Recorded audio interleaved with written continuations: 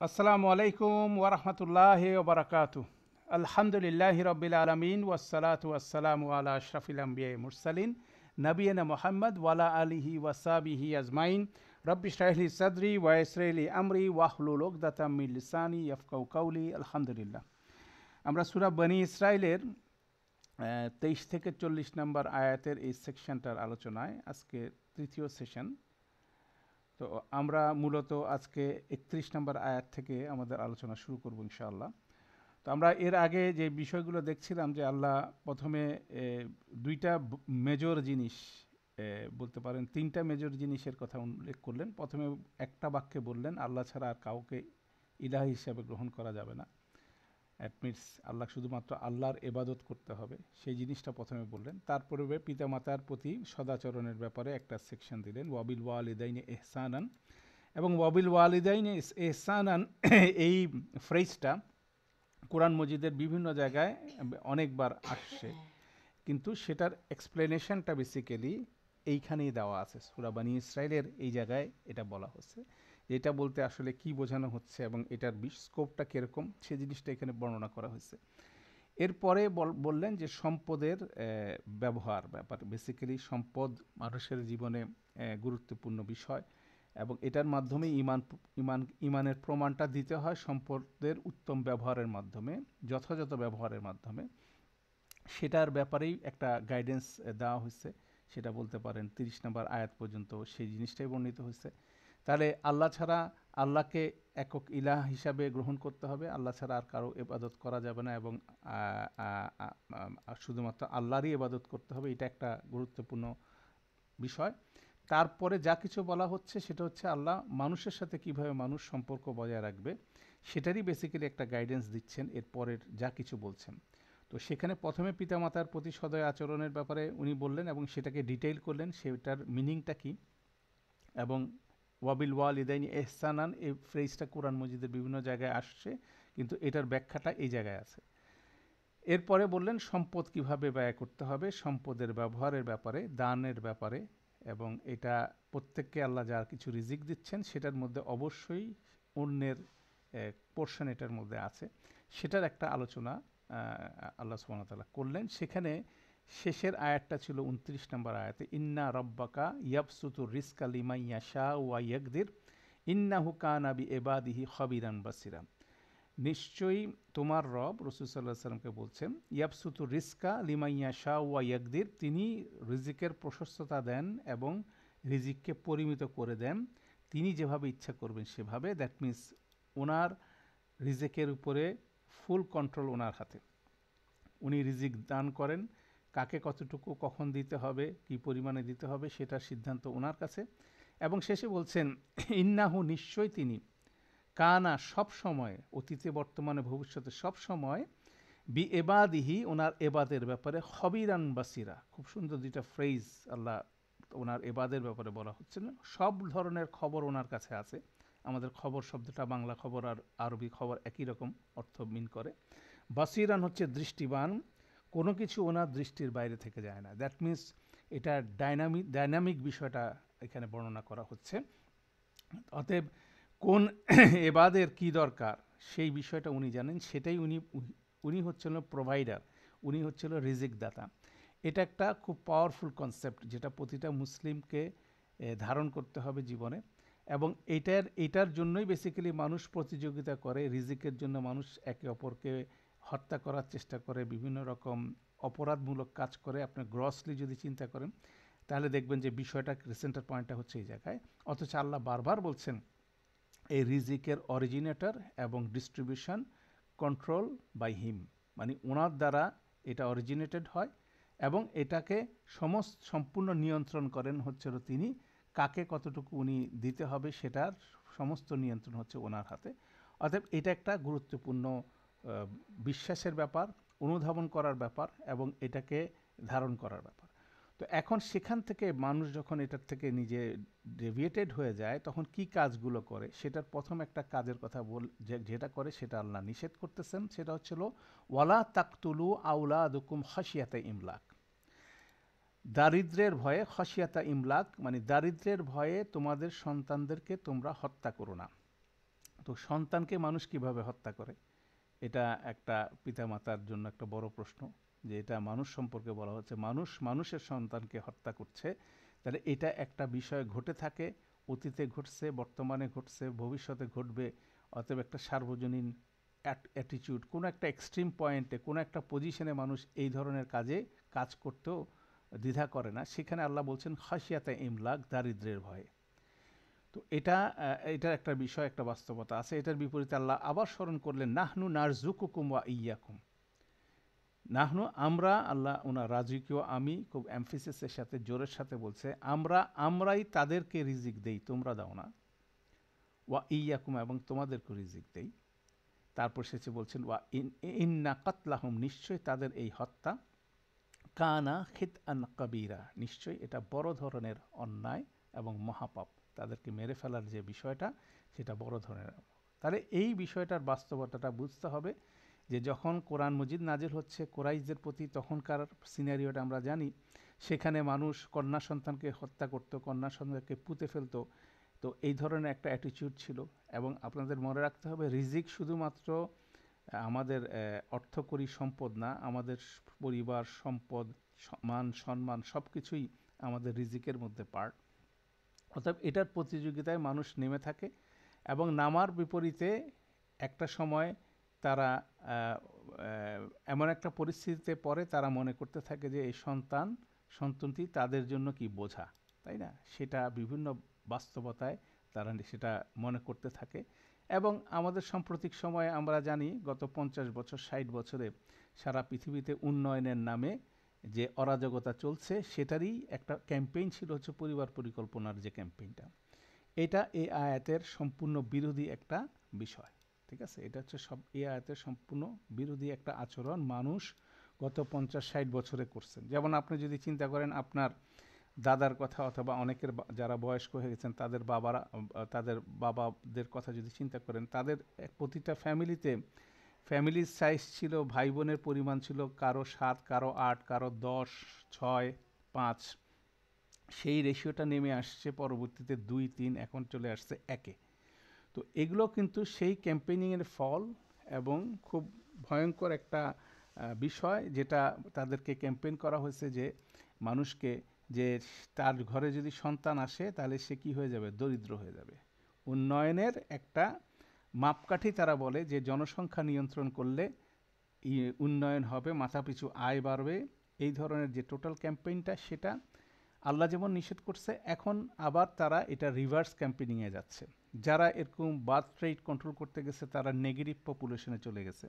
সেটার ফলশ্রুতিতে দেখা যাবে যে ইউরোপে যারা নিজেদেরকে স্থায়ী হিসাবে মানে দাবি করে, আগামী 30 থেকে 50 বছরের মধ্যে সেখানকার একটা মানুষও থাকবে না।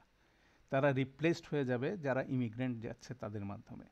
অতএব সেটা আলটিমেটলি একটা সুইসাইডাল বিষয়, এবং এটা একটা ভয়ঙ্কর বিষয়।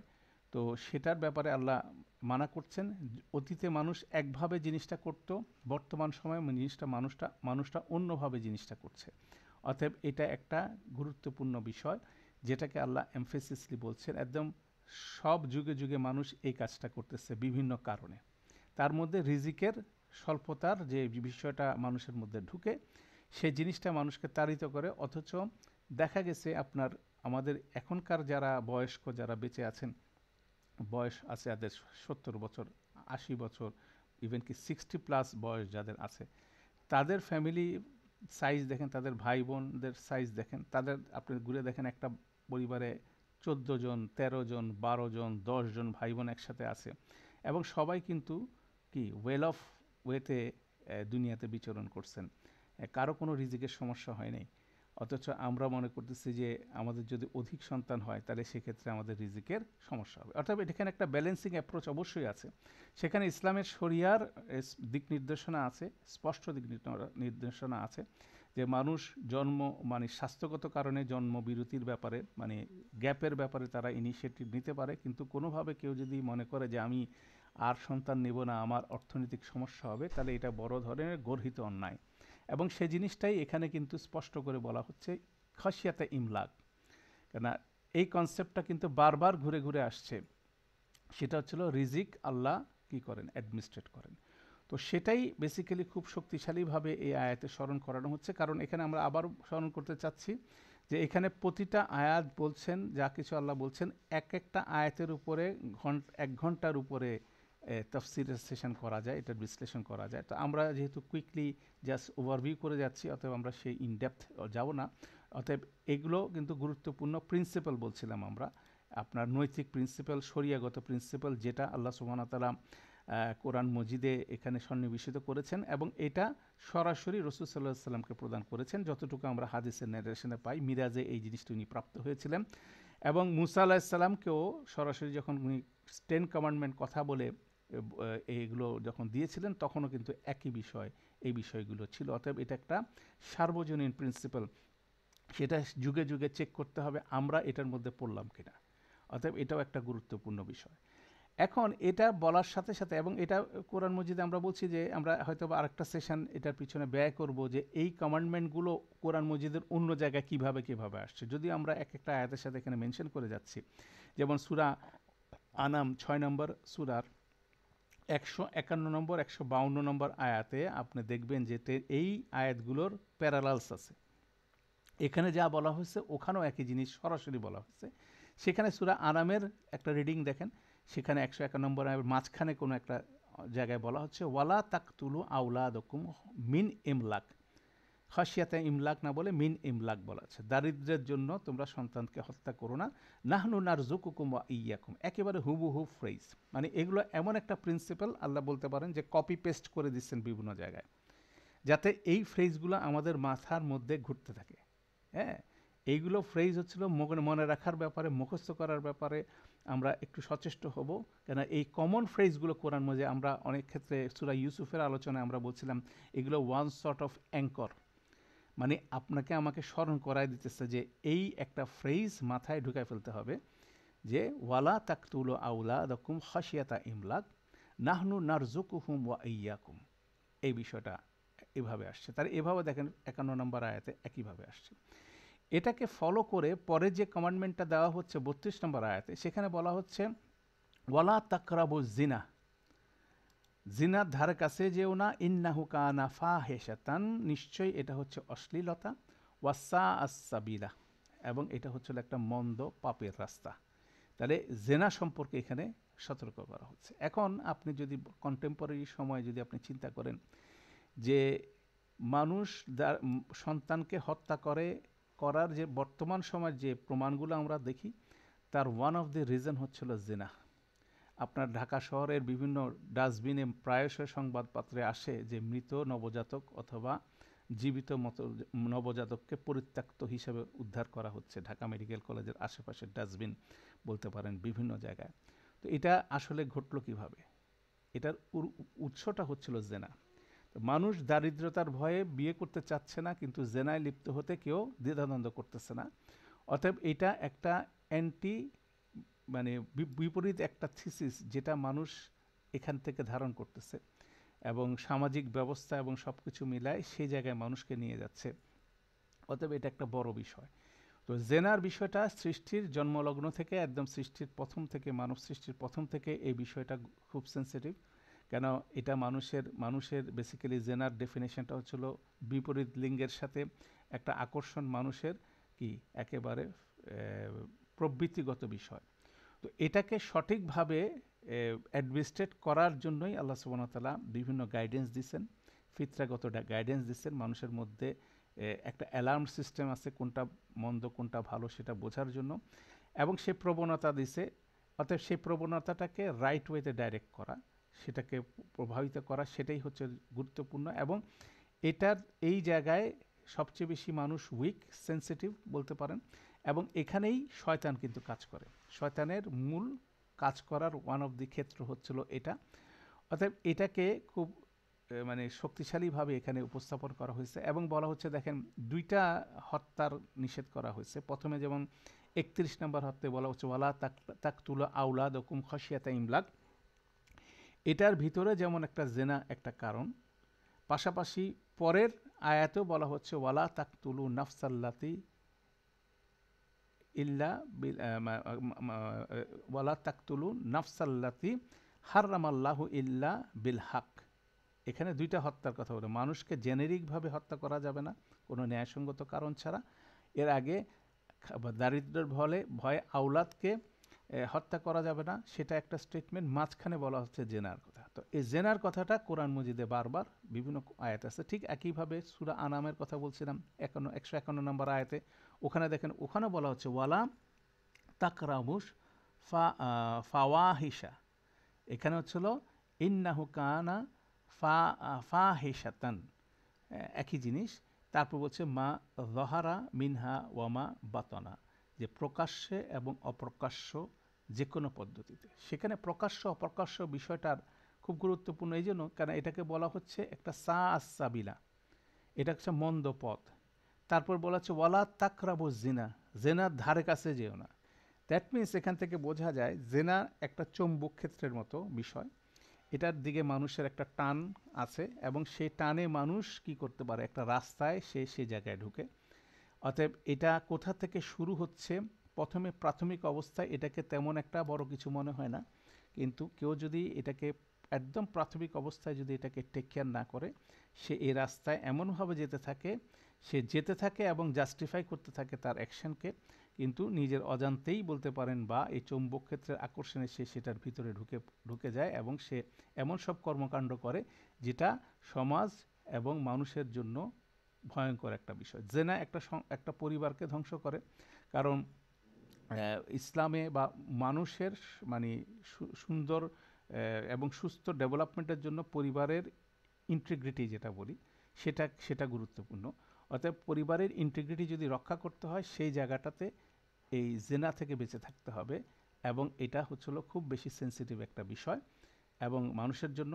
এবং মানুষ এই জিনিসটাকে কি করে মানুষের জন্য, এবং শয়তান এখানে কি করে, সেখানে মানুষকে বিপথে নিয়ে যায় খুব সহজে এই পথটা থেকে। অতএব সেটাকে আল্লাহ সুবহানাহু ওয়া তাআলা খুব স্ট্রং ওয়েতে বর্ণনা করছেন, এবং এটার উপরে একটা বিশাল আলোচনা হতে পারে।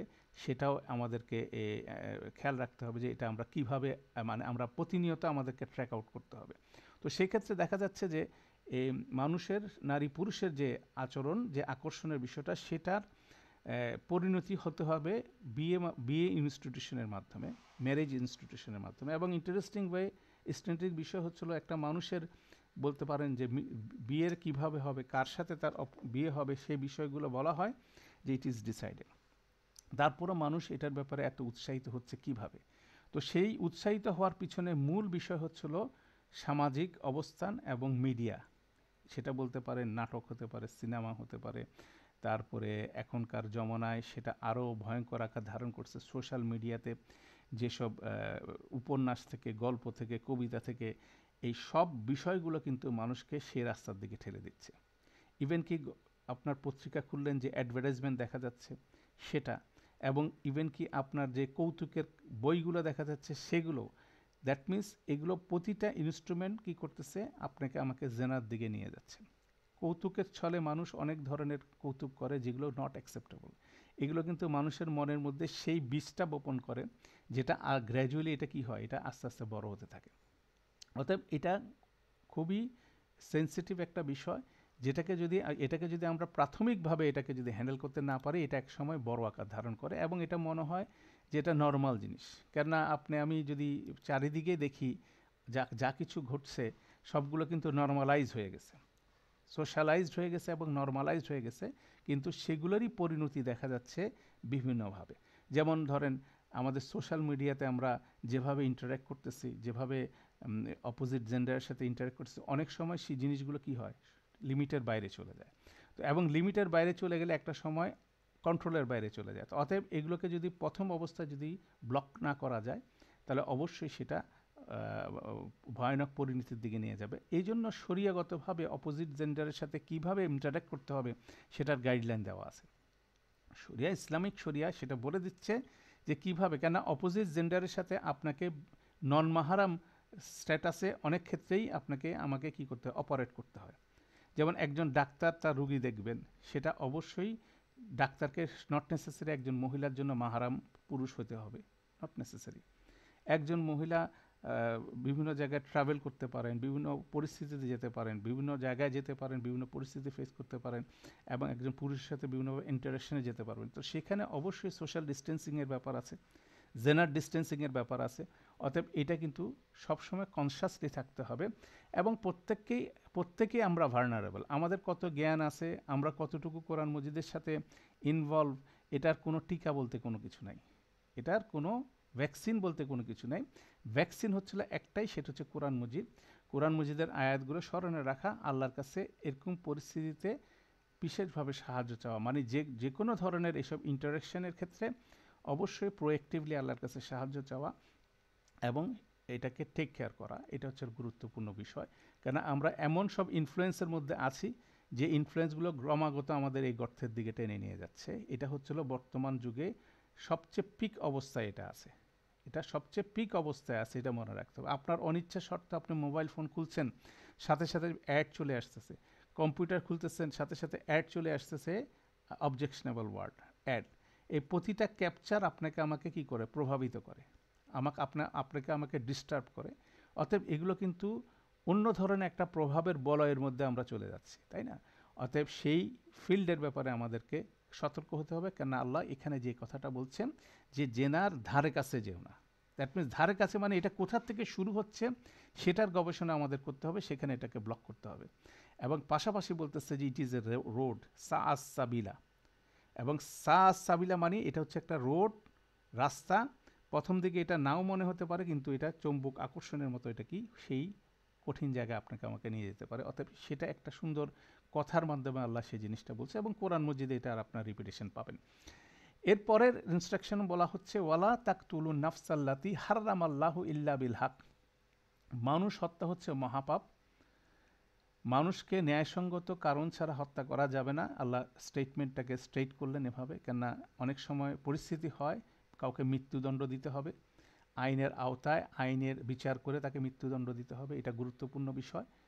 কোনো হক মানে রাইটফুল অথরিটি ছাড়া। যেমন এখানে বলা জরুরি, এখানে এই স্টেটমেন্টটা বারবার কপি পেস্ট হয়েছে, আপনি যদি কোরআন মজিদে দেখেন যে এই স্টেটমেন্টটা ওয়ালা তাকতুলুন নাফসাল্লাতি হাররামাল্লাহু ইল্লা বিল হক, মানুষকে আল্লাহ হত্যা করা হারাম করছে, ইল্লা বিল হক যে পোর্শনটা সেটা হচ্ছিল বেশি ন্যায়সঙ্গতভাবে, ন্যায়সঙ্গত ছাড়া। ন্যায়সঙ্গত মানে হচ্ছিল সেটার ডেফিনেশন আছে, হত্যার বদলা হচ্ছে হত্যা, যেটা সূরা বাকারার মধ্যে কাসাসের আয়াতের মধ্যে এটা ওয়েল ডিফাইন্ড হইতে আছে। তারপরে বিচারের বিপরীতে বিভিন্ন রকম রুলিংসের বিপরীতে হত্যা করার প্রভিশন আছে। যেমন কেউ যদি বিবাহিত পুরুষ যদি বা নারী যদি জেনার মধ্যে ইনভলভ হয়, তারকে পাথর ছুঁড়ে নিক্ষেপ করে কি হবে, মৃত্যুদণ্ড দিতে হবে। এখন মৃত্যুদণ্ড দিতে হবে, কে মৃত্যুদণ্ডটা দেবেন? অবশ্যই সেখানে একটা অথরিটি থাকবে। ইসলামিক যেসব আইনে মৃত্যুদণ্ডের প্রভিশন আছে সেটাকে এক্সিকিউট করার জন্য অবশ্যই সেখানে একটা অথরিটি লাগবে। কোনো ব্যক্তি আইন নিজের হাতে তুলে নিয়ে এটা বাস্তবায়ন করতে পারবে না। যেমন মুরতাদকে পাথর মারে মারতে হবে, সেরকম যে রুলসগুলো আছে, চোরের হাত কেটে ফেলতে হবে, সেটা যে রুলস আছে সেটা অবশ্যই আইন প্রয়োগকারী সংস্থা দ্বারা করতে হবে, কেন সেটা বিচার হতে হবে, সেটাকে দোষী প্রমাণিত হতে হবে, তারপরে তাকে সেই আইনের আওতায় আনতে হবে। অতএব বিল হক শব্দটা হচ্ছিল খুব সেন্সিটিভ এখানে।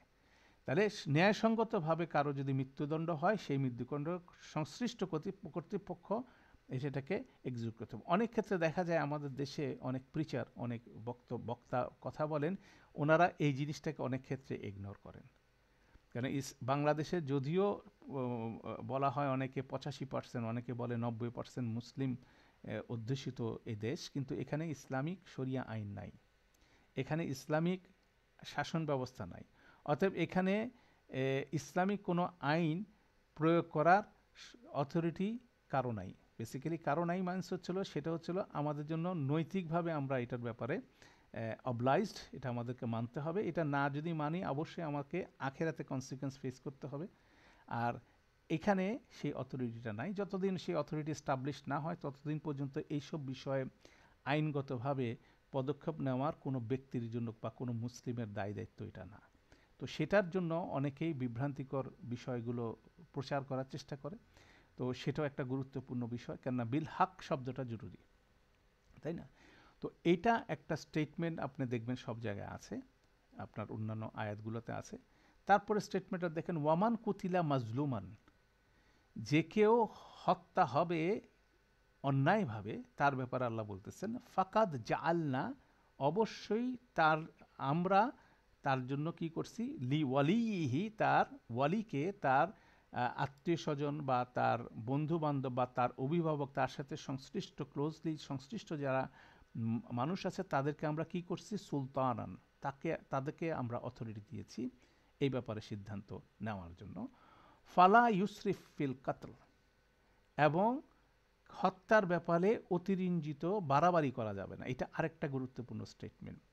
ইন্নাহু কানা মানসুরা, নিশ্চয়ই তাকে সে সাহায্যপ্রাপ্ত হবে। দ্যাট মিন্স কেউ যদি মাজলুম হয়ে যায়, কেউ যদি মাজলুম হয়ে হত্যা হয় এবং তার পরিবার যখন মানে জুলুমের শিকার হয়ে যাচ্ছে, অবশ্যই আল্লাহ গ্যারান্টি দিচ্ছে যে তাকে আল্লাহ সুবহানাহু ওয়া তাআলা তাকে এবং তার পরিবারকে বিশেষভাবে কি করবে, আল্লাহ সাহায্য করবেন। সেটার ক্ষেত্রে যে জিনিসটা বলা হচ্ছে যে একটা পয়েন্ট হচ্ছিল, যারা ক্ষতিগ্রস্ত হচ্ছে তাদেরকে অথরিটি দেওয়া হয়েছে ইসলামিক আইন অনুযায়ী, এবং এই ক্ষেত্রে একটা প্রিন্সিপাল হচ্ছিল যাতে একটা হত্যার বিপরীতে অনেক বেশি হত্যাকাণ্ড, মানে প্রতিশোধ পরায়ণ বা শাস্তিমূলকভাবে অনেক বেশি হত্যাকাণ্ড না হয়। কেননা সার্বিকভাবে যে ইসলামের যে বিচার ব্যবস্থা বা ইসলামের যে রুলিংস, সেগুলোর মধ্যে এই হত্যাকাণ্ডকে কমায় নিয়ে আসতে হবে। মানুষকে হত্যা করা এটা হচ্ছে গর্হিত অন্যায়, তাই না? এই মেকানিজমটাকে কমায় নিতে হবে। এই জন্য দেখেন, এটা হচ্ছিল সূরা বনী ইসরাইলের 33 নম্বর আয়াতে এই প্রিন্সিপালটা বর্ণিত হয়েছে। এবং আপনি স্মরণ করেন, আমরা স্মরণ করি, এটা কখন নাজিল হয়েছে, এটা বলা হচ্ছে মেরাজে নাজিল হয়েছে। মেরাজ কখন ছিল? মাক্কি জীবনে ছিল। এটার করসপন্ডেন্স শরিয়াগত রুলিংসটা নাজিল হয়েছে মাদানী জীবনে, যেখানে সূরা আপনার বাকারার মধ্যে সেখানে বলা হচ্ছে যে কাসাসের আয়াতটা, এখানে যদি খেয়াল করেন কসাসের আয়াতটা, ইয়া আইয়ুহাল্লাযিনা আমানু কুতিবা আলাইকুমুল কিসাসু ফিল কাতল, তোমাদেরকে কি করা হয়েছে, হত্যার ক্ষেত্রে প্রতিশোধের বিধান দেওয়া হয়েছে। কিন্তু প্রতিশোধের বিধানের প্রথম কন্ডিশনটা কি, আল হুররি বিল হুররি ওয়াল আবদু বিল আবদি ওয়াল উনসা বিল উনসা, মানে মুক্ত ব্যক্তির বিপরীতে মুক্ত ব্যক্তি, দাসের বিপরীতে দাস, মহিলার বিপরীতে মহিলা। এটা একটা ফ্রেজ বেসিক্যালি, আমরা অনেক ক্ষেত্রে আক্ষরিকভাবে নিয়ে নিই। ব্যাপারটা হচ্ছিল যে হত্যা করছে তার ব্যাপারেই কিসাসের ব্যাপার আসছে। কোনো একজন দাস যদি হত্যা করে থাকে, এর বিনিময়ে অন্য একজন দাস রিপ্লেসড হবে না, যে হত্যা করছে তাকেই কি করতে হবে, মৃত্যুদণ্ড দিতে হবে। মানে এটাই হচ্ছিল, কাউকে যদি হত্যা করা হয় তাহলে আমাদের বিচার ব্যবস্থা ফিক্স করবে কে হত্যা করছে, সেই হত্যাকারীর কি হবে, পানিশমেন্টটা কি হবে, মৃত্যুদণ্ড। ঠিক আছে, এটা হচ্ছিল প্রথম বিষয়, যে যাকে হত্যা করবে তাহলে একটা হত্যার বিপরীতে মৃত্যুদণ্ড হিসেবে প্রাইমারিলি আরেকটা হত্যা হতে পারে।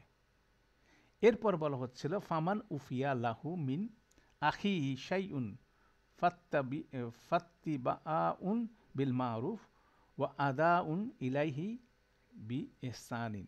এখানে যে জিনিসটা বলা হচ্ছে সেটা হচ্ছিল, যদি তাদের পরিবারের সদস্যরা তাকে ক্ষমা করে দেয়, অথবা তার এই ক্ষমার বিনিময়ে যদি রক্তপণ নিয়ে থাকে, তাহলে সেক্ষেত্রে সেটার অথরিটি হচ্ছে তার পরিবার। যেটা আমাদের এখানে বলা হচ্ছে, এখানে আয়াতে বলা হচ্ছে ফাকাদ জাআলনা লি ওয়ালিহি সুলতানান, তার ওয়ালিকে কি দেওয়া হচ্ছে, সুলতানা। তাহলে কিসাসের যে রুলিং সেটা হচ্ছিল, যে হত্যা করছে বিচার করে বের করতে হবে কে হত্যা করছে, প্রাইমারি সিদ্ধান্ত হচ্ছে তার মৃত্যুদণ্ড হবে। এখন সেকেন্ডারি পজিশনে ক্ষতিগ্রস্ত পরিবার যদি ইচ্ছা করে তাকে ক্ষমা করে দিতে পারে নিঃশর্তভাবে, যদি তারা ইচ্ছা করে এর বিনিময়ে রক্তপণ নিতে পারে, তাহলে তারা রক্তপণের বিনিময়ে তারা কি করতে পারে, ক্ষমা করতে পারে। তাহলে এই যে প্রভিশনটা দেওয়া হচ্ছে, এটার বিপরীতে হত্যাকাণ্ড কি হিসেবে গ্র্যাজুয়ালি কমে আসবে, হত্যাকাণ্ডের আধিক্য কোনোভাবে হবে না।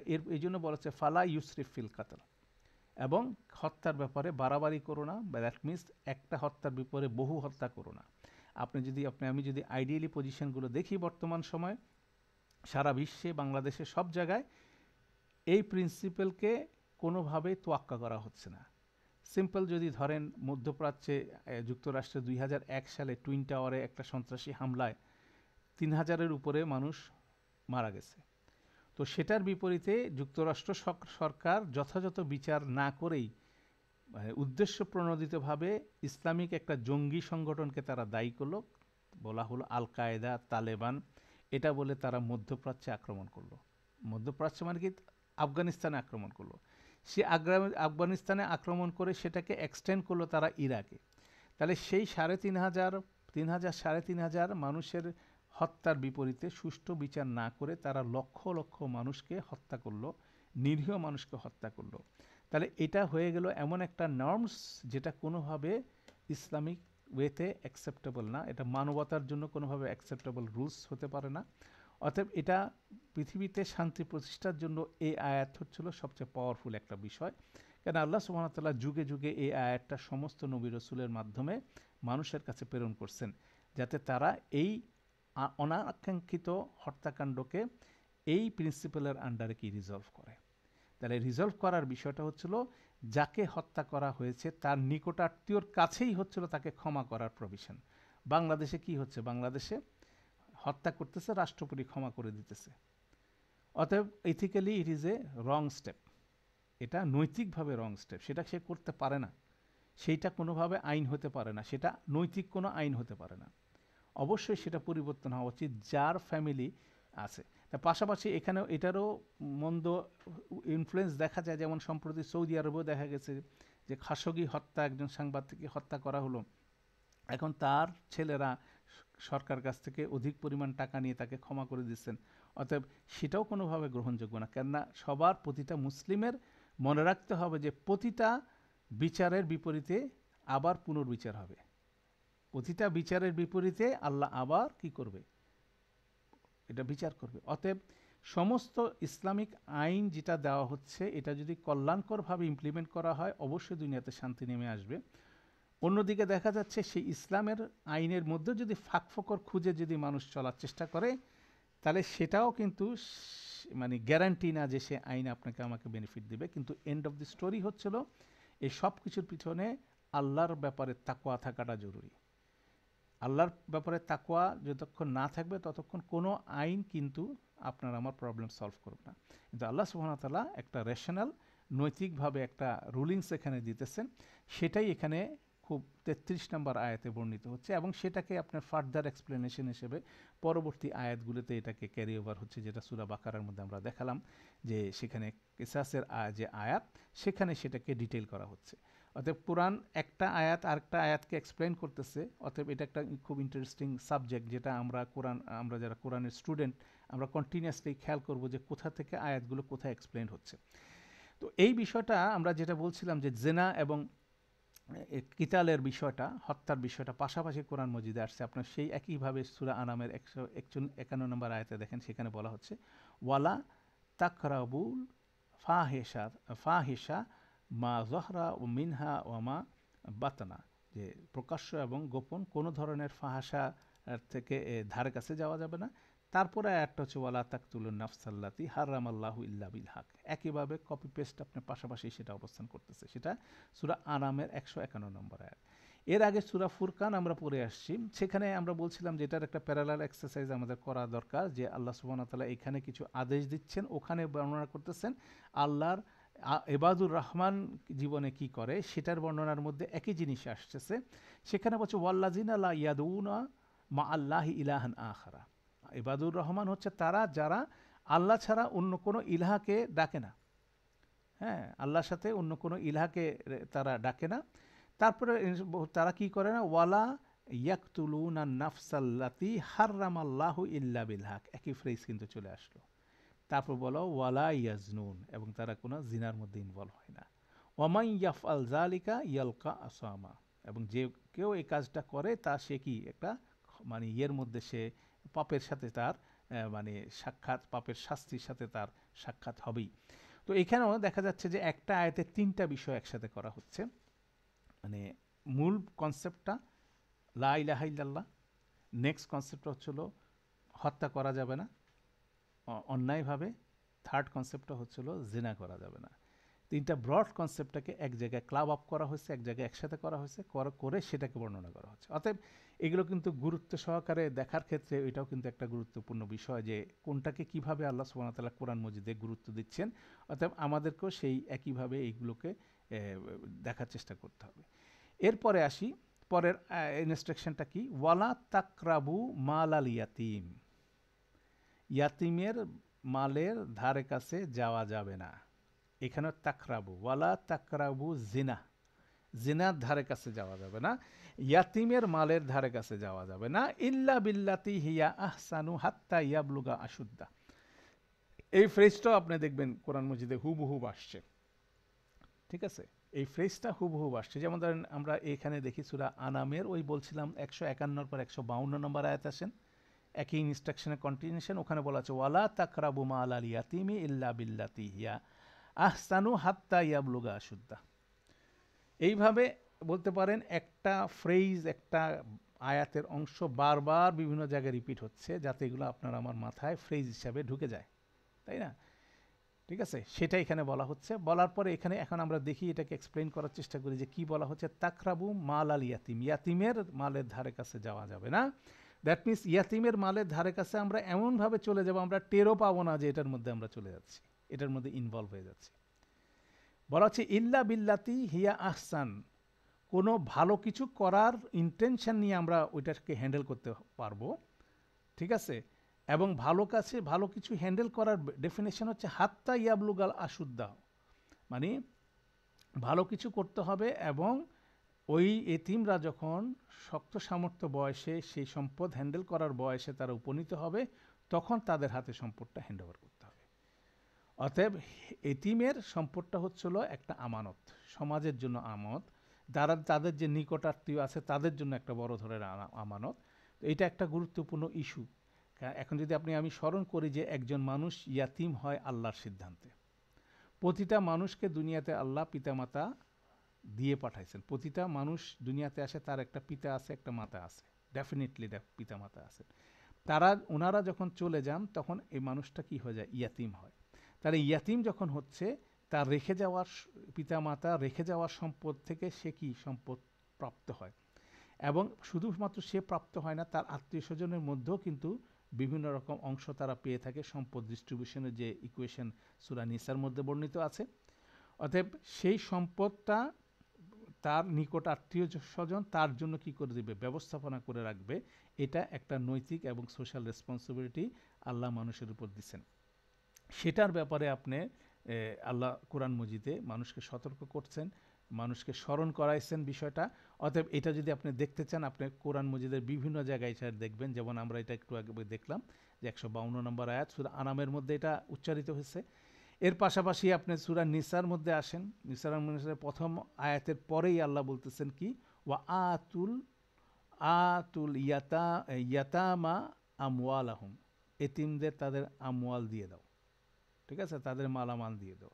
তারপর বলছে ওয়ালা তাতাবাদ্দালু আল খবিসা বিল তাইয়িব, এবং মন্দর সাথে ভালো মিশায় ফেলো না, কেন ওইটা আমরা বললাম যে এটা মিক্স আপ হয়ে যেতে পারে আমার সম্পদের সাথে।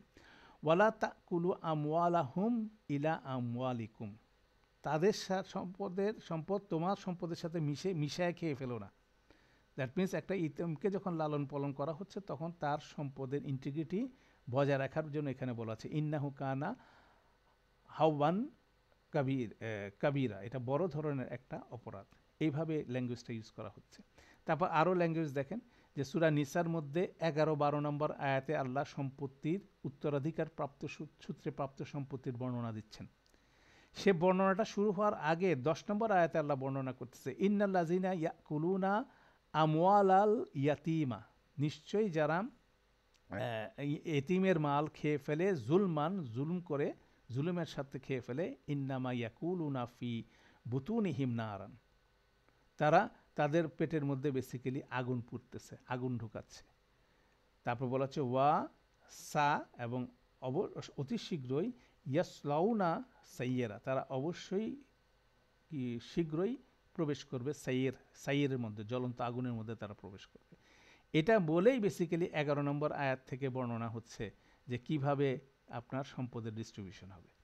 তাহলে খুবই সেন্সিটিভ ওয়েতে কোরআন মজিদে এটা বর্ণনা করেছে, এবং এটা এমনভাবে করা হয়েছে মানুষ সূচিবায়গ্রস্ত হয়ে যাচ্ছে একজন এতিমকে লালন, যেমন এতিমকে লালন পালন করার ব্যাপারে যেমন উৎসাহিত করা হয়েছে, যেমন রাসূল সাল্লাল্লাহু আলাইহি ওয়াসাল্লাম বলছেন ইয়াতিম এবং তিনি কিয়ামতের দিন, বিচারের দিন একদম পাশাপাশি দুইটা আঙ্গুল দেখায় বলছেন যে পাশাপাশি থাকবেন। অতএব যারা ইয়াতিমের টেক কেয়ার করবে তারা বড় ধরনের প্রাপ্তি তারা পাবে পরকালে। অতএব সাহাবীরা উৎসাহী হয়ে যাচ্ছেন এতিমের ব্যাপারে, কি তাদের টেক কেয়ার করার ব্যাপারে, কিন্তু পাশাপাশি ইয়েতিমের মালের আমানতের ব্যাপারে যে কঠিন কঠিন আয়াতগুলো কোরআন মজিদে নাজিল হয়েছে সেটাও তাদেরকে কন্টিনিউয়াসলি কি করতেছে, সেন্সিটিভ ছিলেন ওনারা। তো এই জায়গায় আল্লাহ সুবহানাহু ওয়া তাআলা ব্যালেন্স করে সূরা বাকারার 220 নম্বর আয়াতে বলতেছেন ফিদ দুনিয়া ওয়াল আখিরা, দুনিয়া এবং আখিরাতে ইয়াস আলুনাকা আনিল ইয়াতিম, তারা ইয়াতিম সম্পর্কে তোমাকে জিজ্ঞাসা করে। তারপর বললেন কুল ইসলাহুল লাহুম খাইর, তাদের জন্য উত্তম কিছু তোমরা নির্ধারণ করো। ওয়া ইন তুখালিতুনহুম, যদি তুমি তাদেরকে মানে তাদের সাথে যদি তুমি অংশীদার হিসাবে যদি তুমি সুব্যবস্থা করো, ফা ইখওয়ানুকুম, তাহলে সেক্ষেত্রে তো তারাই হলো তোমাদের ভাই। মানে তাদের সাথে যদি সঠিকভাবে সঠিক রেশিওতে যদি তাদের সম্পদ তুমি ব্যবহার করতে পারো তোমার সম্পদের সাথে, সেক্ষেত্রে তারা তোমার ভাই। এবং পরে একটা স্টেটমেন্ট আল্লাহ এখানে করতেছেন, এটা সবচেয়ে গুরুত্বপূর্ণ, ওয়াল্লাহু ইয়ালামু, নিশ্চয়ই আল্লাহ জানেন, আল মুফসিদা মিনাল মুসলেহ, কে ফাসাদ সৃষ্টি করে এবং কে সংশোধনকারী, এই বিষয়টা আল্লাহ ভালো মতো জানেন। অতএব আপনার আমার ইন্টেনশনটা কতটুকু কারেক্ট সেটা বারবারই কিন্তু এমফেসিস দেওয়া হচ্ছে। এবং আল্লাহ বলতেছেন ওয়ালাউ শাআ আল্লাহ, এবং অবশ্যই আল্লাহ যদি চাইতেন লা আনা তাকুম, অবশ্যই তোমাদের জন্য এটা কঠিন করে দিতেন। ইন্নাল্লাহা আজিজুল হাকিম, তিনি হচ্ছে আল্লাহই হচ্ছে আলটিমেট অথরিটি, এবং তিনি হচ্ছিল সমস্ত হিকমত ওনার কাছে। তাহলে ইয়াতিমের ব্যাপারে সেন্সিটিভিটি কোরআন মজিদে বিভিন্ন আয়াত এখানে নাজিল হয়েছে। পাশাপাশি এইটাকে অ্যাভয়েড করার কোনো সুযোগ নাই, এটাকে যাদের উপরে সে দায়িত্ব আসছে, যাদের নিকটাত্মীয়র মধ্যে যখন এতিম আল্লাহ দিচ্ছেন, তার ব্যাপারে আমাদেরকে অগ্রগামী হয়ে তাদের ব্যাপারে টেক কেয়ার করতে হবে, এবং সেক্ষেত্রে এতিমের সম্পদটাকে আমানত হিসাবে গ্রহণ করতে হবে। এটা একটা গুরুত্বপূর্ণ প্রিন্সিপাল এখানে বর্ণনা করা হচ্ছে। তো এটাও কিন্তু একভাবে আসলো। তাহলে আমরা সিদ্ধান্তগুলো দেখলাম যে অন্যায়ভাবে হত্যা করা যাবে না, মানুষ যখন হত্যা হচ্ছে বা মৃত্যুবরণ করতেছে তারপরে তার উত্তরাধিকারের মধ্যে থেকে ইয়াতিমের ব্যাপারটা সবচেয়ে সেন্সিটিভ, সে ব্যাপারে একটা গাইডেন্স দেওয়া হচ্ছে। তো এই আয়াতের শেষে আরেকটা ইন্টারেস্টিং এডিশন আছে, শুধু এখানে হাত্তা ইয়াবলুগাল আশুদ্দাহু না, এরপরে বলা হচ্ছে ওয়া আউফু বিল আহদ, এবং পূরণ করো প্রতিশ্রুতিসমূহ, ইন্নাল আহদা কানা মাসউলা, নিশ্চয়ই প্রতিশ্রুতিসমূহকে কি করা হবে, জিজ্ঞাসা করা হবে, এগুলো সম্পর্কে জিজ্ঞাসা করা। প্রতিশ্রুতি কী জিনিস? তো প্রতিশ্রুতির ব্যাপারটা বুঝতে গেলে খুব সুন্দরভাবে আমরা চিন্তা করতে পারি এভাবে, দুই ধরনের প্রতিশ্রুতি হতে পারে। একটা মানুষ নিজে অগ্রগামী হয়ে সে প্রতিশ্রুতি নিতে পারে, যেটা সে প্রতিশ্রুতি করবে সেটা অবশ্যই তাকে প্রতিপালন করতে হবে। আরেকটা বলা যায় হচ্ছিল নৈতিকভাবে তার উপরে কিছু প্রতিশ্রুতি অটোমেটিকলি চলে আসে।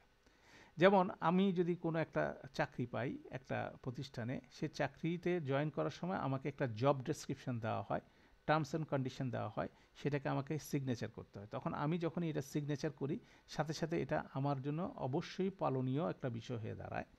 অতএব এটা এক ধরনের প্রতিশ্রুতি, যেটা আমি সজ্ঞানে সাইন করে একজনের সাথে প্রতিশ্রুতিবদ্ধ হচ্ছি।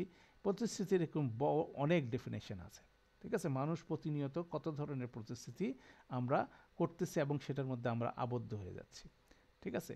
তো সেটার একটা লম্বা লিস্ট আছে, একটা লম্বা তাফসির আছে যে এটার ব্যাপারে সেন্সিটিভ হতে। যেমন আয়াতুল বীরের মধ্যে আমরা সেই একই স্টেটমেন্ট আমরা আলোচনা করছি, যে সেখানেও বলা হচ্ছে যে ভালোত্বের লক্ষণ হচ্ছিল যখন কেউ কোনো প্রতিশ্রুতি করে সেই প্রতিশ্রুতি সে প্রতিপালন করে। তাহলে এটা হচ্ছিল এক ধরনের পরিস্থিতি, এবং সেখানে এটার স্পেকটা অনেক বড়।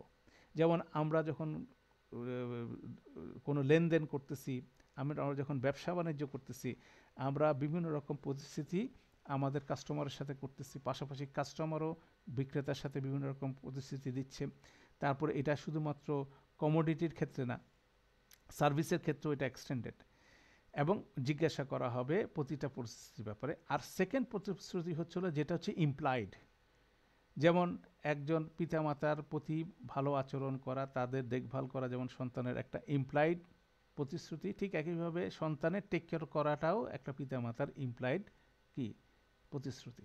তো এইভাবে দেখা যাচ্ছে যে প্রতিবেশীর হক মেনটেন করা এটাও এক ধরনের প্রতিশ্রুতি, কেন এটা ইমপ্লাইড বিষয়, এবং আরেকজনের সাথে সদাচরণ। অতএব আমাদের অনেক ধরনের ইমপ্লাইড প্রতিশ্রুতি আছে, আবার অনেকগুলো প্রতিশ্রুতি আছে আমাদের কি করা, আমরা সেগুলোতে আবদ্ধ হচ্ছি, সজ্ঞানে সাইন করছি। সবগুলো প্রতিশ্রুতির ব্যাপারে জিজ্ঞাসা করা হবে, এবং এই আয়াতটা এই ইয়াতিম সংক্রান্ত আয়াতের পিছনে এটা অ্যাড করা হয়েছে। দ্যাট মিন্স ইয়াতিমের প্রতি আমার যে রেসপন্সিবিলিটি আমাদের, এটা হচ্ছিল ইমপ্লাইড, মানে আমরা তার প্রতি অটোমেটিকলি রেসপন্সিবল হয়ে যাচ্ছে। আমার পরিবারে যদি কেউ এতিম জেনারেটেড হয়, তার প্রতি আমরা রেসপন্সিবল হয়ে যাচ্ছি ইমপ্লাইড অবস্থায়। অতএব সেই প্রতিশ্রুতিটা আমাদের, সেই প্রতিশ্রুতির ব্যাপারে আমাদের জিজ্ঞাসা করা। অতএব সুন্দরভাবে এই একটা ফ্রেজ দেখেন প্রতিশ্রুতির ব্যাপারে, এটা অনেক ক্ষেত্রে আলাদাভাবে আসছে, অনেক সময় কোনো একটা আয়াতের সাথে ট্যাগ হয়ে আসতেছে। অতএব এটাও কিন্তু ইন্টারেস্টিং বিষয়। এরপরের আয়াতটা আমরা দেখি যে এইটাই এক্সটেনশন আরেকভাবে, ওয়া আউফু, ওখানে যেমন আমরা এখানে বলতেছি, লিঙ্কটা দেখেন, ওয়া আউফু বিল আহদি, এবং পূরণ করো আহদকে, সব ধরনের প্রতিশ্রুতি, ইন্নাল আহদা কানা মাসউলা, নিশ্চয়ই প্রতিশ্রুতিগুলোর ব্যাপারে জিজ্ঞাসা করা হবে। এটা যেমন এখানে বলা হচ্ছে, একইভাবে ওয়া আউফু এই ফ্রেজটা দিয়েই পরের আয়াতটা শুরু হচ্ছে, ওয়া আউফুল কাইলা ইজা কিলতুম ওয়াজিনু বিল কিস্তাসিল মুস্তাকিম যালিকা খায়রুম ওয়া আহসানু তাউইলা। পূরণ করো ওজন যখন তোমরা ওজন করবে, ওয়াজিনু বিল কিস্তাসিল মুস্তাকিম, এবং কি করো, ওজন করো সঠিক পাল্লায়। দুইটা জিনিস বলা হচ্ছে।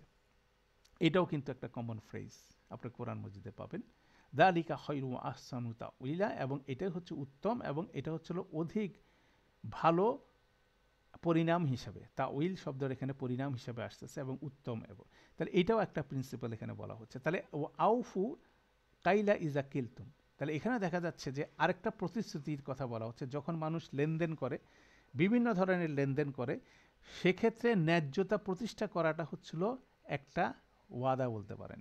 একজন বিক্রেতা যখন বিক্রি করতেছে কোনো জিনিস, সে ধরেন চাল বিক্রি করতেছে, সে চাল বিক্রি করতেছে, অতএব চাল সে যেরকম দেখাচ্ছে সেরকম চালই তাকে কাস্টমারকে দিতে হবে, এবং সঠিক মাপে দিতে হবে।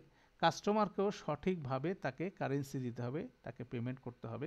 অতএব এই যে একজনের সাথে আরেকজনের যে বিনিময়ের বিষয়ে প্রত্যেকের যে রেসপন্সিবিলিটি আছে, এটাও কিন্তু এক ধরনের ওয়াদ মানে হচ্ছিল এক ধরনের দায়িত্ব, এক ধরনের প্রতিশ্রুতি আমাদের কিন্তু অটোমেটিকলি এটার মধ্যে চলে আসে। এখন সেই জিনিসটা শুধুমাত্র পণ্য বেচা কেনার ক্ষেত্রে বললেই হবে না, যে চাল কিনলাম, আমি চাল কিনলাম, সে 5 কেজি, সে আমাকে চাল আমাকে সঠিক মাপে দিবে, এবং আমি তাকে সঠিক দরে তাকে সেটা দেব, নট নেসেসারি এটা। সার্ভিস ইন্ডাস্ট্রিতে আমরা একটা অফিসে চাকরি করি, আমার যে জব ডেসক্রিপশন আছে সেই জব ডেসক্রিপশন অনুযায়ী আমাকে কাজ করতে হবে। অফিস টাইমে বসে আমি ইন্টারনেটে সময় ব্যয় করব, সেটা কোনোভাবে অ্যাকসেপ্টেবল না, তাই না? আমি সব অফিসের রিসোর্স পার্সোনাল কাজে ব্যবহার করব, সেটাও কোনোভাবে গ্রহণযোগ্য বিষয় না। তাহলে আমি অফিসের সময়ে ফাঁকি দিয়ে অন্য কাজ করব, সেটা গ্রহণযোগ্য না। আমি অফিসে দেরিতে ঢুকবো, আগে বেরোয় যাব, তাহলে আমি কি করতেছি, মাপ সঠিকভাবে দিচ্ছি না। তাহলে দেখা যাচ্ছে যে সবাই কোনো না কোনো এক্সচেঞ্জের মধ্যে আছে, আমরা বিনিময়ের মধ্যে সবাই আছি। সেখানে দুইটা জিনিস মাথায় রাখতে হবে, খুব স্ট্রংলি এখানে কথা বলছে, এবং এই জিনিসটা বারবার বিভিন্ন জায়গায় উচ্চারিত হচ্ছে। প্রথম বলছে ওয়া আউফুল কাইলা ইজা কিলতুম। কাইল শব্দের সাথে কিলো শব্দ, কিলোগ্রাম শব্দের একটা যোগাযোগ আছে, ব্যাখ্যা অনুযায়ী সেটা বর্ণিত হয় আরবি শব্দের সাথে। যখন ওজন করবা তখন এটা মানে এটা পূর্ণ করো। দ্যাট মিন্স যখন আমরা কাউকে 5 কেজি চাল বিক্রি করছি, তাহলে 5 কেজি ওজনটাকে পরিপূর্ণভাবে তাকে বুঝাই দিতে হবে। 5 কেজির 19-20 কোনোভাবে করা যাবে না। এইটা হচ্ছে একটা অ্যাসুরেন্সের ব্যাপার। সেকেন্ড বলা হচ্ছে ওয়াজিনু বিল কিস্তাসিল মুস্তাকিম, সেকেন্ড ফ্রেজ, এবং বাংলা ট্রান্সলেশনে একটু আমাদের জন্য ডিফিকাল্ট হয়। বলা হচ্ছে আর পুরো মাপ দিও যখন তোমরা মাপঝোঁক করো, একটা কথা, ও আর ওজন করো সঠিক দাঁড়িপাল্লায়। দ্যাট মিনস সঠিক দাঁড়িপাল্লায় যে কথাটা বলা হচ্ছে, যে এটা হচ্ছিল স্ট্যান্ডার্ড, ন্যায্যতা। যেমন ধরেন আমরা 5 কেজি চাল কিনছি, প্রথম কন্ডিশন হচ্ছিল 5 কেজি আমাকে মিলাই দিতে হবে রাইট ওয়েতে। সেকেন্ড থিং হচ্ছিল যে এটার বিনিময়ে যে অর্থ দেওয়া হবে সেটার ন্যায্যতা গুরুত্বপূর্ণ। সেটার ন্যায্যতা কী কারণে এটা কেজি 70 টাকা হবে না 60 টাকা হবে না 80 টাকা হবে সেটা গুরুত্বপূর্ণ। অতএব পণ্যের সাথে পণ্যের যে বিনিময়ের যে স্ট্যান্ডার্ড, যেমন ধরেন যখন আমরা ইন্টারন্যাশনাল ট্রেড করি, আমাদের যে কারেন্সির যে বিষয়টা থাকে, কারেন্সি কনভার্সনের যে বিষয়টা থাকে, যে স্ট্যান্ডার্ডটা থাকে, সেখানেও ন্যায্যতা থাকতে হবে। এটা একটা পাওয়ারফুল কনসেপ্ট বলা হচ্ছে যে আমি কোনোভাবে কাস্টমারকে অতিরিক্ত প্রাইস কোনোভাবে চার্জ করতে পারবো না, অন্যায়ভাবে প্রাইস চার্জ করতে পারবো না। যেমন ধরেন এটা টেকনিক্যাল জায়গায় প্রায়শই হয়ে থাকে। আপনি হয়তোবা গাড়ি চালান, আমি গাড়ি সম্বন্ধে তেমন একটা আমাদের অভিজ্ঞতা নাই, তো আমরা মেকানিকের কাছে গেলাম, তখন সে যে সমস্যাটা হচ্ছে তার চেয়ে মিথ্যা সমস্যা আপনার সামনে উপস্থাপন করে বেশিটা অ্যামাউন্টের টাকা নিয়ে নিচ্ছে। এটা কোনোভাবে গ্রহণযোগ্য না।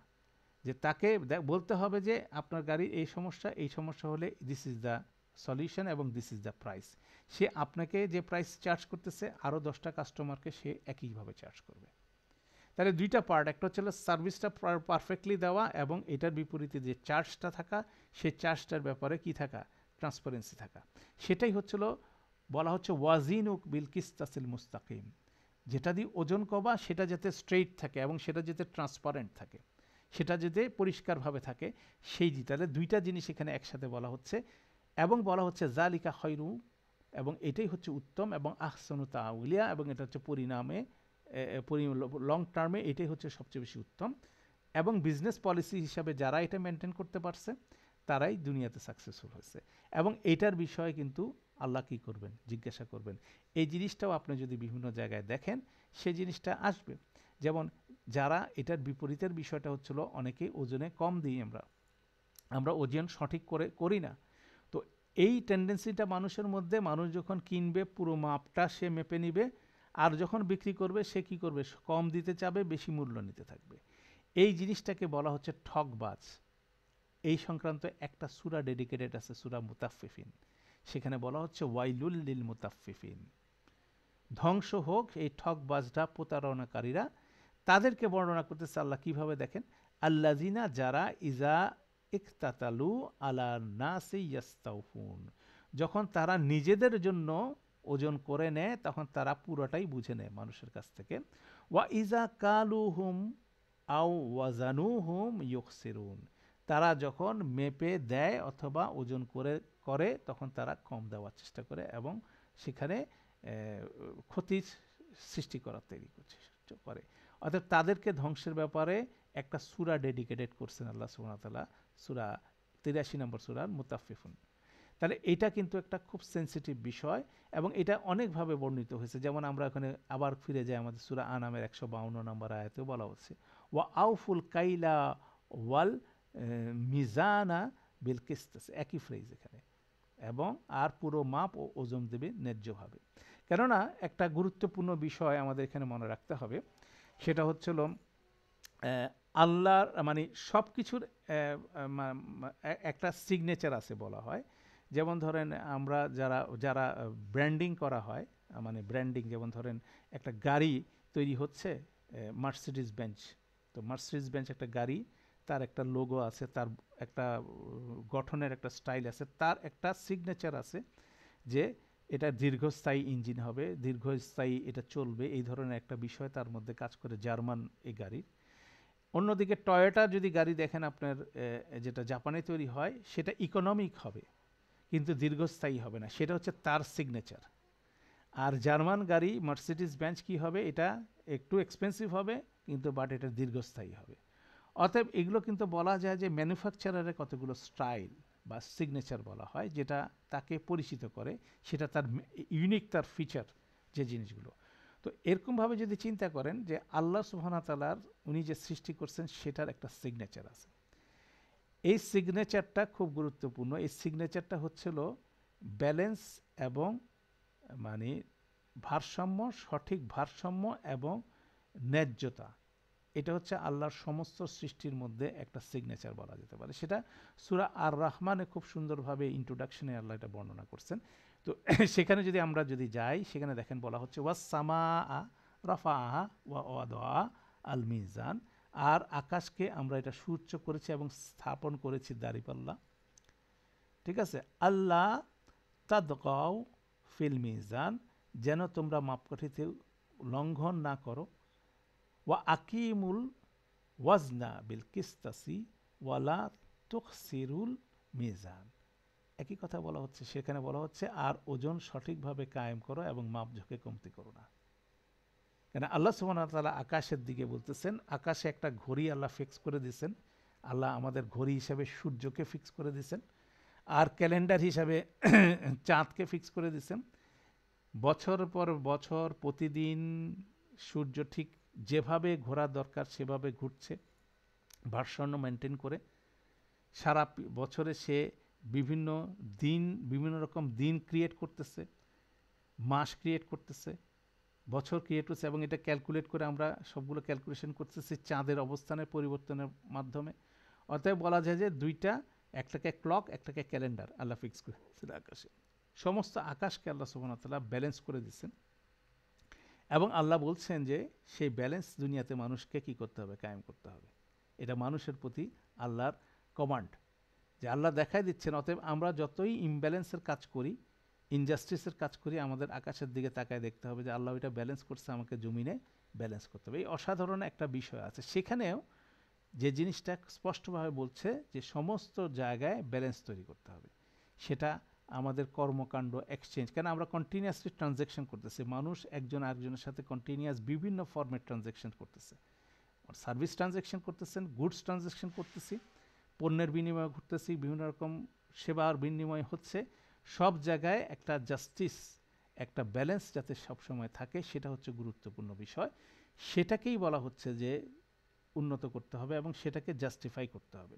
কেন এখানে যত বেশি আমরা ইমব্যালেন্স করব, এগুলোর বিপরীতে আমাদেরকে কি করতে হবে, এটাকে আমাদেরকে অবশ্যই সেটার বিপরীতে জিজ্ঞাসা করা হবে। এটা হচ্ছে একটা পাওয়ারফুল কনসেপ্ট।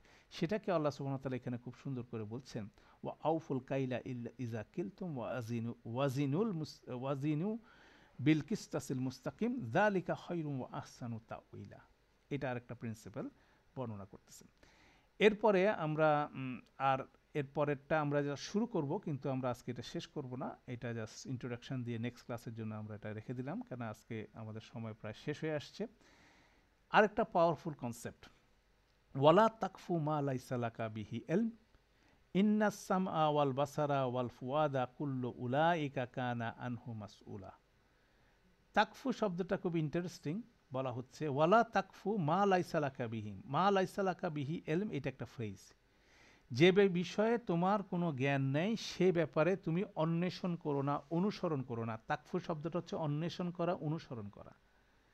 অন্বেষণ করা, অনুসরণ করা, যে বিষয়ে জ্ঞান নেই সেটার ব্যাপারে তুমি অন্বেষণ করো না, অনুসরণ করো না। এটা হচ্ছে একটা বক্তব্য। তারপর বলছে ইন্না সাম্মা ওয়াল বাসারা ওয়াল ফুয়াদা কুল্লু উলাইকা কানা আনহু মাসউলা। নিশ্চয়ই শ্রবণ, দৃষ্টি এবং অন্তকরণ, মানে তিনটা শব্দ আছে। কুল্লু উলাইকা, প্রত্যেককে, কানা আনহু মাসউলা, তাদের ব্যাপারে জিজ্ঞাসা করা হবে। তাহলে এটা আরেকটা ফ্রেজ বলা হচ্ছে। এটা একটা খুব গুরুত্বপূর্ণ একটা বিষয় এবং একটু গভীর বিষয়। আমরা একটু সময় নিব, আজকে এটা আমরা কমপ্লিট করব না, জাস্ট শুরু করে দিচ্ছি আপনাদের চিন্তার জন্য। প্রথমে বলা হচ্ছে যে অন্বেষণ, অনুসরণ, মানুষ কন্টিনিউয়াসলি কোনো না কোনো কিছুর খোঁজে এবং অন্বেষণ করে এবং সেই ব্যাপারে কোনো না কোনো সিদ্ধান্ত নিয়ে থাকে। তো সেটা আল্লাহ বলছে যে এটা জ্ঞান না নেওয়া ছাড়া তুমি এটা করো না। যেমন মানুষ বিভিন্ন প্রয়োজনে কুসংস্কারের অনুসরণ করে, সেটা এটার সিলেবাসের মধ্যে পড়ে, এবং সেটা না জেনে একটা জিনিস প্রচার করে ফেলে। যেমন এখনকার জমানায় এটা খুব কঠিন অবস্থা, আমরা কন্টিনিউয়াসলি মেসেজ ফরওয়ার্ড করতে থাকি, সেটা ফেসবুকে হোক, সেটা হোয়াটসঅ্যাপে হোক, সেটা মেসেঞ্জারে হোক। আমরা কন্টিনিউয়াসলি কোনো একটা দেখলাম, একটু দেখে ওইটা ফরওয়ার্ড করা শুরু করলাম, তাই না? তো এই বিষয়গুলো একটা গুরুত্বপূর্ণ বিষয়। এটার অনেকগুলো ডাইমেনশন আছে। সেটা হচ্ছিল অজ্ঞের মতো কোনো কিছুকে অনুসরণ করা যাবে না। অজ্ঞতার অজ্ঞ হয়ে মানে না জেনে কোনো কিছুর অন্বেষণ করা যাবে না। অন্বেষণ মানেই হচ্ছিল কোনো কিছুতে কোনো সলিউশন খোঁজা, হ্যাঁ, সেটা হবে না। যেমন ধরেন আমার আপনার অসুস্থতা হয়েছে, তাহলে অসুস্থতার কারণটা নিরূপণ করতে হবে, সেখানে মেধা ব্যয় করতে হবে, করে সেটার সঠিক চিকিৎসা করতে হবে। এটা না করে যদি আমি ওর কাছে অন্ধের মতো দৌড়াই, সেটা কোনোভাবে গ্রহণযোগ্য না। তো অতএব এই ফ্রেজটা একটা খুব পাওয়ারফুল ফ্রেজ, সেটাকে বোঝার জন্য আমরা একটু অন্য ধরনের এক্সারসাইজ করব।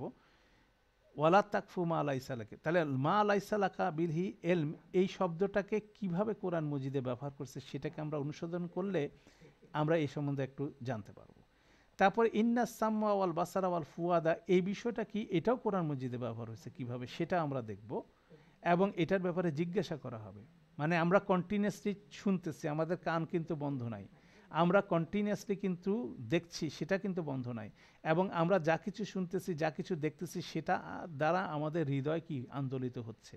ফুয়াদ শব্দটা কলব শব্দের সাথে একটু ডিফারেন্স আছে, অতএব সেটা আমরা জানি যে যখন টেম্পটেড হার্ট বলা হয়, যখন আমাদের অন্তরটা যখন আবেগ প্রবণ হয়, তখন সেটাকে ফুয়াদ বলা হয়। অতএব মানুষের মধ্যে এগুলো আল্লাহ ইউনিক কোয়ালিটি দিচ্ছেন, যেটা আল্লাহর অন্য কোনো সৃষ্টির মধ্যে আল্লাহ দেন নাই, পশু পাখির মধ্যে এটা দেন নাই। অতএব মানুষ শুনে, মানুষ দেখে, এবং সেটা দিয়ে মানুষ আবেগে তাড়িত হয়, এবং এই যে মেকানিজমটা মানুষের মধ্যে কাজ করে, এটাকে আমরা বলতে পারি বিবেচনা। এবং এই বিবেচনা প্রয়োগ করেই বেসিক্যালি মানুষকে কি করতে হবে, সিদ্ধান্ত নিতে হবে, অন্ধ অনুসরণ করা যাবে না। এবং এটা হচ্ছে পাওয়ারফুল বিষয় মানুষের জন্য, এবং সেটা যদি আমরা করতে না পারি, অবশ্যই এগুলোকে কি জিজ্ঞাসা করা হবে। এইটা হলো কনসেপ্ট এখানে দেওয়া হচ্ছে। তো এইটাই আমরা আর একটু এক্সটেন্ড করবো, একটা খুব পাওয়ারফুল এবং গুরুত্বপূর্ণ একটা কনসেপ্ট, বোঝার বিষয় আছে। তো আমরা যেটা বলছিলাম, আমরা যেটা আপনারাও দেখতে পারেন, মা লাইসা লাকা বিহি এলম, এটাকে যদি আপনি গবেষণা করেন, তখন দেখবেন বিভিন্ন জায়গায় আসছে এটা এইভাবে। যেমন নূহ আলাইহিসসালামের এক্সাম্পলটা প্রথমে আজকে দিয়ে আমি শেষ করছি, এই অন্যগুলো আমরা নেক্সট ক্লাস থেকে দেখবো, এই আয়াত থেকে শুরু করব। বলা হচ্ছে কলা ইয়া নূহ, আল্লাহ সুবহানাহু ওয়া তাআলা বলতেছে, হে নূহ, ইন্নাহু লাইসা মিন আহলিকা, নিশ্চয়ই সে নূহ আলাইহিস সালাম ছেলের ব্যাপারে বলছে, নূহ আলাইহিস সালামের ছেলের ব্যাপারে আল্লাহর কাছে দোয়া করছেন, সেই ব্যাপারে আল্লাহ বলছেন নিশ্চয়ই সে তোমার আহাল না, তোমার পরিবার না। ইন্নাহু নিশ্চয়ই, আমালুন গয়রু সালিহিন, নিশ্চয়ই তার কর্মকাণ্ড সৎকর্ম বহির্ভূত। ফালা তাস আলনি, এবং আমাকে রিকোয়েস্ট করো না, মা লাইসা লাকা বিহি এলম, যে সম্বন্ধে তোমার কোনো জ্ঞান নাই। ঠিক আছে, ইন্নি নিশ্চয় আমি, আইজুকা আন তাকুনা মিনাজ জাহিলিন, এবং আমি তোমাকে ইয়ে করছি, উপদেশ যাতে তুমি জাহেলদের অন্তর্ভুক্ত না হও। তখন নূহ আলাইহিস সালাম বললেন, কলা রব্বি, হে আমার রব, ইন্নি আউযু বিকা আন আস আলুকা মা লাইসা লাকা বিহি ইলম, যে বিষয়ে আমার কোনো জ্ঞান নাই, সেই বিষয়ে আপনি আপনার কাছে কোনো কিছু চাইবো না। ঠিক আছে, তাহলে এইভাবে কিন্তু বিষয়টা আসছে। তাহলে দেখা যাচ্ছে যে নূহ আলাইহিস সালামের ছেলে, উনি ওনার ছেলেকে মনে করতেছেন সেই বন্যার মধ্যে থেকে রেস্কিউ করার জন্য আল্লাহর কাছে, এখানে আল্লাহ ছাড়া আর কারো রেস্কিউ করার বিষয় নাই। তো উনি বলছেন, তাকে ওনাকে রিকোয়েস্ট করছেন, আল্লাহ ওনাকে স্মরণ করতেছেন যে এই যে টেম্পটেড হার্ট নিয়ে তুমি যে আমাকে রিকোয়েস্ট করতেছো, তোমার চিন্তা করা উচিত কি, যে নিশ্চয়ই সে তোমার আহাল না, যদিও বায়োলজিক্যালি সে তোমার আহাল, কিন্তু সে তো তোমার আহাল না, সে তোমার অনুসারী না। হ্যাঁ, অতএব বিষয়টা হচ্ছিল এইটা গুরুত্বপূর্ণ একটা কনসেপ্ট আল্লাহ এখানে বলতেছেন, যে মা লাইসা লাকা বিহি এলম, এই ফ্রেজটাকে যদি আমরা এখানে ফ্লো করতে দেখি, তাহলে এই জিনিসটা কিন্তু আমরা দেখছি, এটা একটা এক্সাম্পল, কোরআনিক এক্সাম্পল। অতএব এটা বলতে কি বোঝানো হচ্ছে সেটার একটা রিফ্লেকশন আমরা পেলাম। ইনশাল্লাহ আমরা নেক্সট ক্লাসে আরও কিছু দেখবো। তাহলে অতএব মা লাইসা লাকা বিহি এলম, যেটাকে আমরা বাংলা ট্রান্সলেশন বলতেছি, যে বিষয়ে তোমার কোনো জ্ঞান নাই। তাহলে এইটা একটা গুরুত্বপূর্ণ, কারণ নূহ আলাইহিস সালামের কেসে আমরা দেখলাম যে উনি ওনার ছেলের ব্যাপারে আল্লাহর কাছে রিকোয়েস্ট করতেছেন। তো জ্ঞান কি কম আছে? জ্ঞানটা তো মানে উনি ওনার ছেলে, দ্যাট ইজ ফ্যাক্ট, এবং আল্লাহ সব কিছু রক্ষা করতে পারেন, অতএব আল্লাহর কাছে রিকোয়েস্ট করতেছেন। অতএব এখানে তো এভরিথিং ইজ পারফেক্ট, সেটা উনি করতে পারেন, কিন্তু এর বাইরেও যে একটা এলমের বিষয় আছে, বোঝার বিষয় আছে, যে আমি কি তার জন্য করতে পারি কিনা, ঠিক আছে, করা উচিত হবে কিনা, বা সেটা যথাযথ হবে কিনা, সেটাও কিন্তু একটা গুরুত্বপূর্ণ বিষয় যেটা এলমের কথা বলা হচ্ছে। অতএব আমরাও এটা দেখব, কেন আমরা দেখতেছি, আমরা বুঝতেছি, আমাদের হৃদয় আন্দোলিত হচ্ছে, এই সব কিছু মিলাই কিন্তু আমাদের বিবেচনার বিষয়গুলো তৈরি হচ্ছে। অতএব সেই বিবেচনার বিষয়গুলো আমাদেরকে অ্যাপ্লাই করতে হবে। এটা যদি অ্যাপ্লাই করতে না পারি তাহলে অবশ্যই আমাদেরকে জিজ্ঞাসা করা হবে। এই আয়াতটা খুব হেভি আয়াত, আপনারাও চিন্তা করবেন ইনশাল্লাহ, আমরাও এটা এক্সপ্লোর করার চেষ্টা করব নেক্সট সেশনে। অতএব আমাদের এই আলোচনা আরেকটা সেশন এক্সটেন্ডেড হলো, যেখানে আমরা এটাকে কনক্লুড করব এবং আমরা যেটা টার্গেট আমাদের এই সেকশনটাকে কোরআন মজিদের চেষ্টা করব আরও কয়েকটা সেকশনের সাথে প্যারালাল করতে, কিভাবে আল্লাহর আদেশগুলো ইউনিক ওয়েতে বিভিন্ন জায়গায় রিপিটেডেড হচ্ছে, এটা বারবার ফিরে ফিরে আসছে, যেটা কোরআনের একটা গুরুত্বপূর্ণ বৈশিষ্ট্য, যে আল্লাহ বারবার আমাদেরকে স্মরণ করাচ্ছেন একই জিনিস বিভিন্নভাবে, যাতে করে আমরা এই স্মরণগুলোকে শক্তিশালীভাবে জীবনে ধারণ করতে পারি। আল্লাহ আমাদের জন্য সহজ করুন। তো আমাদের সেশনটা আজকে এখানে শেষ করছি। সুবহানাকা আল্লাহুম্মা ওয়া বিহামদিকা আশহাদু আল্লা ইলাহা ইল্লা আনতা আস্তাগফিরুকা ওয়া আতুবু ইলাইক। আসসালামু আলাইকুম ওয়া রাহমাতুল্লাহি ওয়া বারাকাতুহু।